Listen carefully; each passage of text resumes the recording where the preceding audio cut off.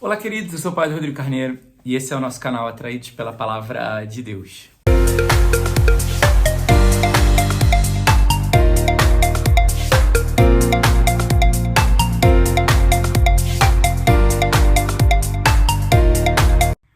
Bem, então seja muito bem-vindo, você que já é um atraído pela Palavra de Deus, você que está caminhando com a gente aí nesse propósito, nesse itinerário de conhecer ainda mais a Palavra de Deus. Bem, mais uma semana, então a gente começa a segunda semana do Tempo Comum, né? Segundou para nós, começando mais uma nova semana. Na verdade, a semana começou ontem, mas hoje começa-se de verdade, porque é o primeiro dia útil, né, dessa semana. Espero que todos tenham ido à missa ontem, né? Experimentado da Palavra de Deus e do Evangelho, recebido a Eucaristia. Se você não recebeu a Eucaristia, por que você não comungou ontem? Se é porque você tem alguma situação pendente que não pode ser resolvida, ok. Mas se é por não ter se confessado, tá numa situação de pecado que pode resolver, toma vergonha na tua cara e vai se confessar e vai se converter, hein?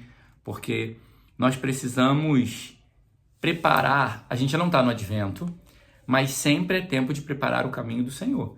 Então também é tempo de conversão, é tempo de mudança de vida, é tempo de esperar o Senhor. Por quê? Hoje, a primeira leitura, a gente já avançou, já vai dar um pulo aí. A gente via na sexta-feira o início do ministério de Saul e hoje a gente já vê o final do ministério de Saul.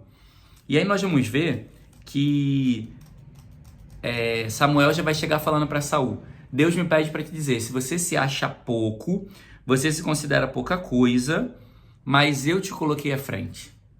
Então, é para a gente entender que muitas vezes nós somos pouca coisa, nós não temos muito a oferecer, nós somos limitados, mas o Senhor nos escolheu. Eu dizia na sexta-feira que o Senhor fez um caminho, na verdade sábado, né? Sexta ou sábado, na semana passada. O Senhor fez um caminho para encontrar Saul, para escolher ele. E quando o Senhor escolhe, ele conhece a gente. Deus, ele tem a ciência, ele tem a onisciência, então ele sabe de todas as coisas. Então ele sabe todas as possibilidades. Por exemplo, ele sabe das possibilidades. Por exemplo, sempre foi na minha vida, no plano de Deus, o Chile ser uma possibilidade. Que eu, na minha liberdade, poderia escolher ou não. Sempre foi na minha vida uma possibilidade de ser padre, que eu podia escolher ou não. Eu podia ter dito não à minha vocação, e Deus não ia me castigar, me matar por isso. Mas ele me escolheu para essa missão. E quando eu vou abraçando, pouco a pouco, a vontade de Deus, eu vou experimentando da plenitude da felicidade. Porque quando eu não escolho a vontade de Deus, não significa que eu não vou ser feliz, porque Deus não vai me castigar.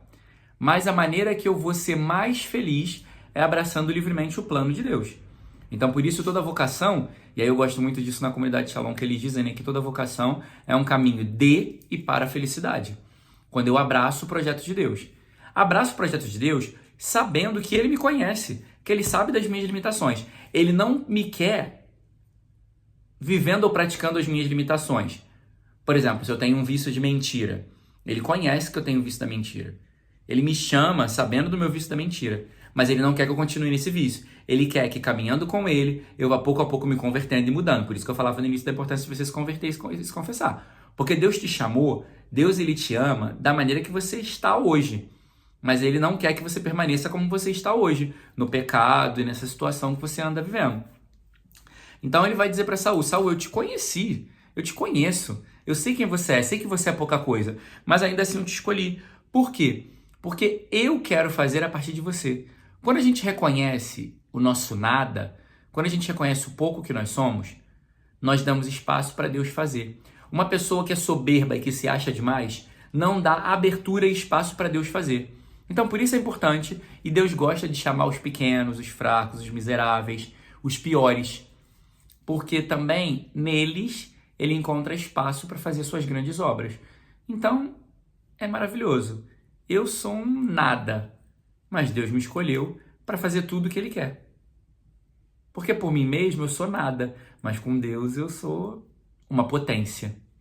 Em Deus eu sou uma potência. Estando em Deus, sabe, na oração, com a confissão em dia, escutando a voz dele, eu sou uma potência. Mas eu sozinho, por mim, eu sou um nada, sou um zero à esquerda, um zero no final da esquerda, que não tem sentido, não vale nada. Então, ele vai lembrar também a Saul de que Saul fez o que Deus mandou, fez durante muito tempo o que Deus havia mandado ele fazer, e aí vai reforçar a importância da obediência e da docilidade. Por quê? As duas coisas, a única coisa que Deus vai pedir de nós, ele sabe que nós somos pouco, ele reconhece o nosso nada, só vai pedir a gente obediência, e a palavra obediência eu já expliquei várias vezes, mas repito aqui, obediência é ob audire. Então, ob é realizar, né? E audire, realizar o que se escuta. Então, ou seja, escutar a Deus e colocar em prática. Isso é obediência. Escuta a Deus e coloca em prática o que ele te pede. Isso é obedecer. E docilidade é essa capacidade de escutar e se colocar a caminho. Pessoa dócil, né? A pessoa dócil também, docilidade, também é que facilmente modelável, né? Uma argila, ela é dócil, porque ela é facilmente modelável, né? Então, mas ela é modelável quando ela é molhada, né? Ou seja, quando tá cheia do Espírito, né? Que é a água. Então eu, quando tô cheio do Espírito, quando eu tô em Deus, eu sou modelável. Eu, por mim mesmo, eu sou duro, rígido. Só quero fazer a minha vontade. Então eu preciso estar cheio do Espírito Santo, mas o Espírito Santo não habita onde há pecado. Por isso, mais uma vez, tem alguém que precisa escutar isso, que está na hora de você se confessar, pelo amor de Deus. Porque Deus não para de trazer isso na minha cabeça. Então, tá precisando se confessar aí, vamos buscar a confissão. A docilidade também é ser maleável, é deixar-se modelar. E só se deixa modelar, a argila só se deixa modelar quando ela está úmida, quando ela está cheia de água, e nós também só vamos deixar modelar cheios do Espírito de Deus para que ele nos modele. E aí, Deus vai falar dessa docilidade da obediência, porque ele já vai dar uma pregada já em Saul, porque justamente a desobediência e a falta de docilidade foi a causa do pecado original. Mas também vai ser a causa do pecado de Saul. Porque Saul, ele tinha que esperar o sacerdote chegar, mas ele, pela pressa e se achando mais do que ele era, ele passou à frente e ofereceu um sacrifício. Ele não obedeceu a Deus. Deus pediu para que ele esperasse para que o sacerdote chegasse. Ele não esperou e fez por si mesmo. Então ele não foi obediente nem dócil. Por isso o texto termina dizendo: você rechaçou a palavra do Senhor. Você rejeitou a palavra que Deus te deu. Por isso agora Deus também te rejeita. E tu não és mais rei. Então, a graça que estava sobre Saul é retirada pelo pecado que ele cometeu. Ele ter cometido esse pecado de desobedecer e não viver a docilidade acarretou para ele, então, perder a graça de ser o rei, né? No Evangelho, a gente vai ouvir falar sobre o jejum, e aí a gente precisa entender que o jejum, ele é sempre, eu pratico um jejum na espera de algo. Os discípulos de Jesus, na espera de algo e na espera de uma graça.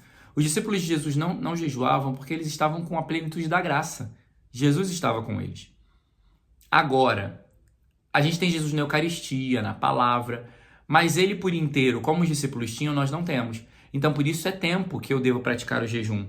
É tempo que eu devo praticar a obra de Deus. É tempo que eu devo praticar fazer o que Deus me pede. Porque eu estou à espera daquele que vai voltar para me julgar. Então, muitas vezes, o jejum vai ser o que eu preciso para me permanecer fiel na vontade de Deus. O jejum também, ele me tira de mim mesmo. Então, ou seja, ele me ajuda a abraçar e acolher o novo de Deus, abraçar e acolher a vontade de Deus. Porque não dá para eu viver o novo de Deus com a mentalidade com práticas antigas. Por exemplo, hoje pela manhã eu estava rezando e aí Deus me falava muito sobre isso, sobre essa realidade do novo. Eu fiquei até um pouco impactado quando eu vi a leitura agora preparando, porque Deus me falava sobre isso, de um risco que a gente corre. Porque Deus nos chama a um novo, mas o novo não pode ser só o primeiro passo. Por exemplo, eu ia refletindo, até mesmo em relação à minha missão. Eu abracei o novo de Deus porque eu vim para a missão. Só que chegando aqui, eu tenho que perseverar nesse novo. Eu tenho que me fazer novo para que novas graças aconteçam.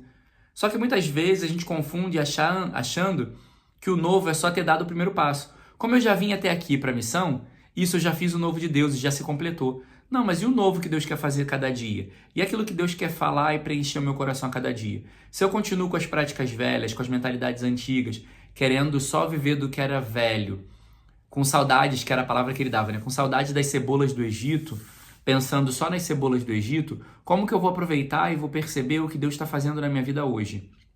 Então, o novo não pode ser só o primeiro passo, mas o novo tem que ser a cada passo, todos os dias.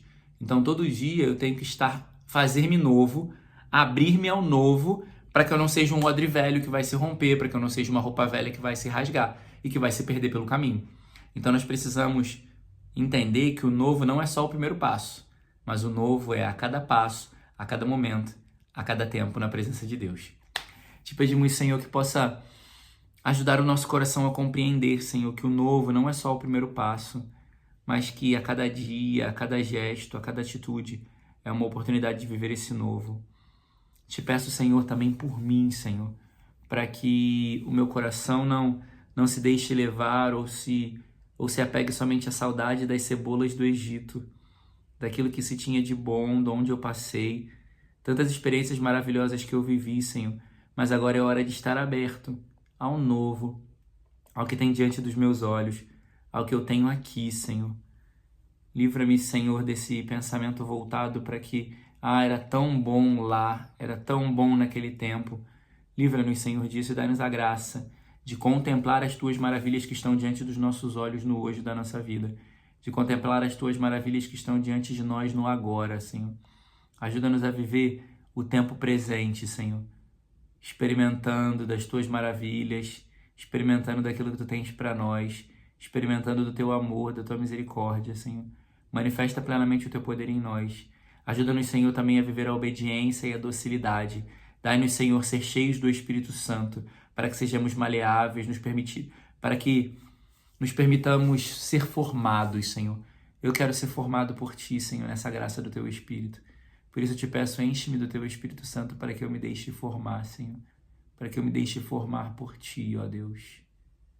Glória ao Pai, ao Filho e ao Espírito Santo, como era no princípio, agora e sempre. Amém. Louvado seja nosso Senhor Jesus Cristo, para sempre seja louvado.